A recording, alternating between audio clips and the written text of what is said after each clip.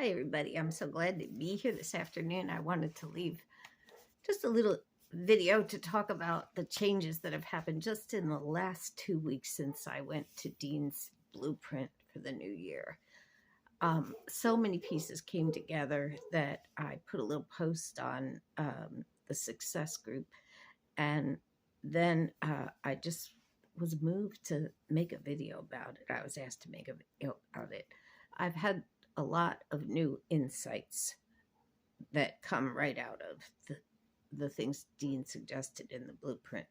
First of all, the insights. What's working this year? I committed to going forward for the future, and I narrowed down to just working straight out of the mastermind, getting rid of all the shiny objects that can take me off course, take all of us off course. I became more familiar with tech over this year and doing videos like this. I kept trying despite my failures. I began to see that the failures were just trying new things, had to keep going. I acquired some one-on-one coaching clients, which started to give me a little bit of income. I adjusted to my own retirement, to some health issues that were going on, and actually to some conflicts between my husband and I about some financial stuff, and worked out some neutral territory. Now, what didn't work? Because we have to take stock of what doesn't work as well as what works in order to move forward. So the big thing was I realized how much my people-pleasing others was costing me. I was doing it at my own expense. The bright, shiny object thing I mentioned, I spread myself too thin. I was attracted to all these things everybody else was offering and trying to sell, taking all these free courses, and all it did was spread myself out so thin I didn't accomplish my goals. I overwhelmed myself with the things that I wanted to learn, thought I had to learn, and it made me feel like a failure. All the selling from all the people on Mastermind and everywhere else, I just was so frustrated by all of that it made me pull back from Mastermind. Luckily, I found a group of people who also felt like I did, and we made our own little accountability group, and that really helped me.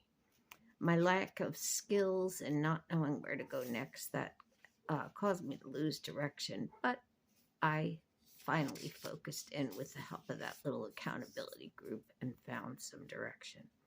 What worked again, I kept up with my small coaching practice so that I stayed connected to what I know I do and do well. I kept connected with those who helped, even though I didn't go on with bigger courses. Hugh Hulek, who's become a superstar, and Andy Gupta, also a superstar. Boy, those guys helped me so much, and I have stayed connected to them. I stuck to some financial boundaries that I set so that I could feel good about myself and the things that I did. I kept a journal, just like Dean has suggested. With the small support group, I stayed connected for the whole year, and I'm still connected to them, and we support each other. That kept me motivated and positive. And, I was ready to give up on Mastermind because I just didn't feel like I was going anywhere. But I heard Dean talking about coming for that little group on the 6th and starting to set some new blueprints and boundaries, and I did it. I went and I set some new personal goals, and I realized I needed a personal goal of financial freedom. And I'll talk more about this with the whys. The 7 whys this year. Last year, I just wasn't clear enough. And I started where I ended my 7 whys last year, and I went on from there, and I got myself really clear on my vision. It was so powerful. I was crying in the session. Oh my gosh. And Dean left it to us this year, but I did the work. It was really powerful. So my first why was where my last why was last year, and that was to secure a serene retirement for myself and my husband, and to live out my calling to help others. That seemed deep last year, right? It's number one this year. Second was why? Why would I do that? Because I was so gracefully helped by others when I was coming up through my own trauma, abuse, addiction, and I wanted to pay it forward. Third comes from a lot of my spiritual values. Why? Because I want to relieve some of the suffering in the world, which is so greatly needed every day with us. Fourth, because I'm so empathic and I feel it so deeply that I just can't ignore it.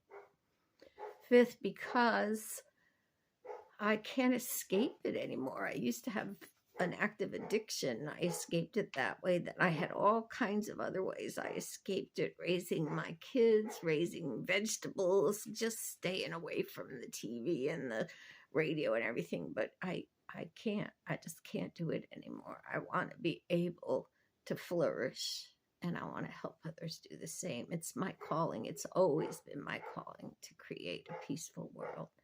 Why? Because there's such a friggin' gap between the rich people and us others. And I've been so angry at that. I was even angry at Dean and Tony and everybody else. This has trapped me. I've been unable to get free. I need to stop blaming the rich people the way my family did. I need to accept the help to gain the skills because I want the freedom for myself and for others to be useful. And to be useful for future generations, to create something that goes on like that. And finally, number 7, I want to alleviate a part of suffering in this world to the best of my ability by creating a system of ongoing, I want to pass it on, ongoing coaches, women who want to empower each other. I can't even tell you how deep this goes, from my mom, from my grandma, from me, from my daughter now who's struggling to grow beyond generational poverty, addiction, and abuse into freedom on all levels. It starts with my own financial freedom. How else can I do it for others? It's all levels: spiritual, physical, mental, emotional, and financial. As I wrote all of this stuff in the workshop, almost spontaneously, I began to see a path. Last year, I couldn't get near this stuff. The way the small pieces fit together into a business, starting with the one-on-one stuff. I started writing a daily meditation, which at the end of this year, it'll be a book, an inspirational book. I started in the fall doing a online meditational retreat, a fall one, and now I have the winter one coming up. But now I see how those things grow to be a membership. One-on-one coaching grows to be a group. The membership becomes groups of people that can become coaching. Instead of thinking of each thing as an individual little effort, I now can see the system. And also, I see some of the missing pieces that, like, it doesn't have to be some wacky business you figure out. I'm the brand. I'm selling me, my skills, my experience. There's no gimmicks involved here. It's just me. My success is a matter of a few things. I don't put them together the same way Dean does, but it's my persistence, my momentum, my consistency, and above all, I need the help of others. So I set some realistic goals. Right now, I'd like to make $15,000 a month because then I could pay my mortgage off this year, and my family would have financial freedom. I'd like to have a spiritual mentor coach so I could stay clear and stay on the path. I'd like to I did rejoin Mastermind and focus on just the Mastermind coaches and courses so that I don't lose focus with all those bright, shiny objects. And I've been taking a course with Andy Gupta, who I love dearly. He's such a mindful guy, and he helped me to see my finances in a different way. So I am also going to stick with Andy and that. So I had a little coaching session with one of the people from one of Dean's people today, and that helped me get even clearer. So I got some big thinking to do. I'm so happy with where I am today. Thank you, Dean.